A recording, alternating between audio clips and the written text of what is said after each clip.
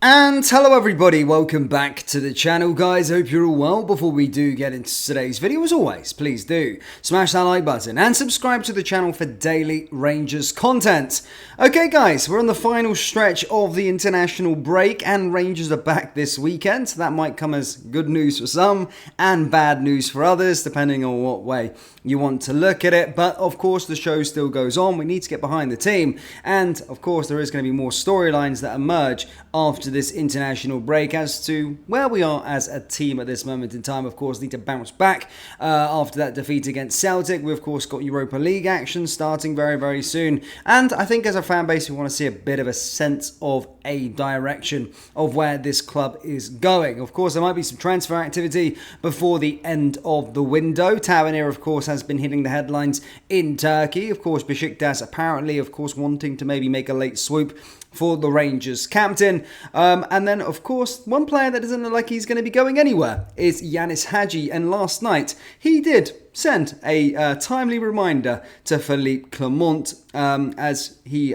hits Romania with a big moment. As stated, Hagi has sent a reminder of what he's capable of doing on the pitch to Malik Tillman and the higher-ups at Rangers. The Ibrox attacker, of course, has been frozen out of the first-team picture and consigned to the B team after it was made clear that he's not a part of Clement's plans. The Scottish Premiership side tried to drum up transfer interest in the 25-year-old during the summer transfer window, but this ultimately fell upon deaf ears as no realistic buyers came calling. Hagi himself has taken to social media in recent weeks and has vowed to fight for his spot in the team, insisting he is not asked to leave the club once. And in timely reminder of what he can do on the pitch, Hagi came off of the bench last night to win a penalty for Romania as they defeated Lithuania 3-1. The number 14 received the ball out on the right flank. He drove towards the box until he was confronted by his marker. Hagi then knocked the ball past the Lithuanian left back to head towards the byline before he was caught showing quick feet to get away. A penalty was awarded by the referee, which teammate Razvan Marin converted.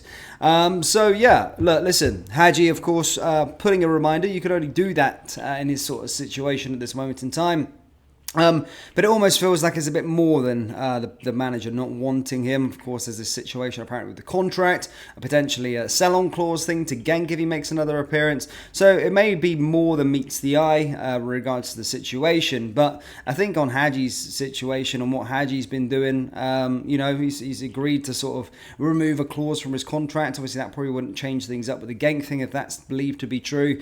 But if there is no sort of sell-on thing with regards to it, I have no idea why Clement, in the team that we've currently got at this moment in time, that's ranked rotten, and in terms of lacking squad depth, I have no idea why Hagi can't even at least train with the first team and show what he's got. I mean, that's a little bit disrespectful. We're spending money on him per week anyway in wages, so why can't he train with the first team? The transfer window's done pretty much, of course, maybe with regards to the Turkish one, but no idea why he's leaving him out, especially, of course, if there is the qualms with the contract that he currently has. So it'll be one to watch upon, but that's all you can do is only play well, and Hagi's certainly been doing that over the international break, and won a big moment within the team. But do let me know your thoughts on the Hagi situation. Do you think it's a bit funny? What do you think is the main reason behind it? As stated, let me know down there in the old comment section below.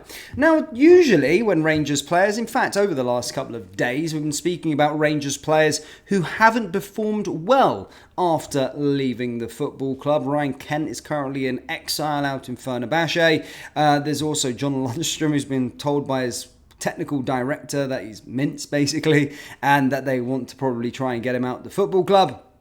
And as I said, you don't really hear too much information from players doing well once they leave Rangers. However, a ex-Rangers or Rangers favourite, still to this day, I know a lot of fans hold him close to their heart, Malik Tillman is apparently the target of a shock blockbuster transfer to Juventus. Yes, reports have emerged that the Juventus are interested in the ex-Rangers loanee. The USA international spent last season out on loan at PSV Eindhoven, with the move from Bayern Munich turning permanent over the summer. The 22-year-old was transferred to the Eredivisie champions in a deal worth €12 million, with Bayern holding a buyback clause of €35 million after helping PSV win the Dutch title.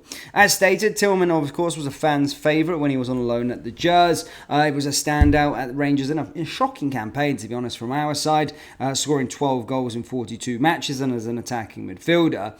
At the end of the season, then manager Michael Beale was keen on making his stay permanent one, but the £5 million fee required at the time was a stumbling block due to Bayern Munich pulling the sort of carpet beneath us, and then ended up pocketing in some cash instead, as we do get 10% clause inserted in his loan deal that took him to Ibrox, and of course we banked around £1.2 million as PSV activated their option to sign Tillman. Now, according to reputable Italian sources, Juventus are now looking at Tillman as an option for the January transfer window. The Serie A giants, of course, have a number of options on their radar, including Riccardo Pepi and Jonathan David. The new Juventus boss Thiago Motta has already working with a lot of US internationals in his team at this moment in time, and do believe that he wants to get Tillman into the team, and if he does join, then he'll be easily integrated with some familiar American faces within the team. So yes, Tillman's situation, of course, he's going to be a player that's always going to haunt us for life, but congratulations to him. That's what happens. That's the talent that we had on our hands, I know really we can blast the board all we want time and time again, but this wasn't really their fault that time. It was more Bayern Munich as to why we couldn't land the player. But what could have been, that would have been a player if we had signed maybe a year at the football club last year, and a player that probably would have went on for 15 to 20 million pounds from Rangers. So what could have been, eh? I mean, we did get compensated from it, but as I said at the time, I'd have rather have had Tillman than the sort of 2 million or whatever we were getting from Bayern Munich for the sort of deal anyway. So, I mean, it is what it is. And looks like he's doing very, very well. And as I said, that's not really a current theme we always sort of say when Rangers players leave Ibrox. They usually go on and the grass is never greener. But in Tillman's case, it looks like he's doing the world of good. But yeah. Rangers fans, do let me know your thoughts on that one down in the comment section below. Let me know your thoughts on the news regarding Hagi. Let me know your thoughts on that situation as well. Hit the like button, hit the subscribe button, and don't forget to check out our summer collection, autumn collection, same thing. Link is down in the description, or go to rfcclothing.com. Thank you guys, and I'll see you next time. Take care. Peace.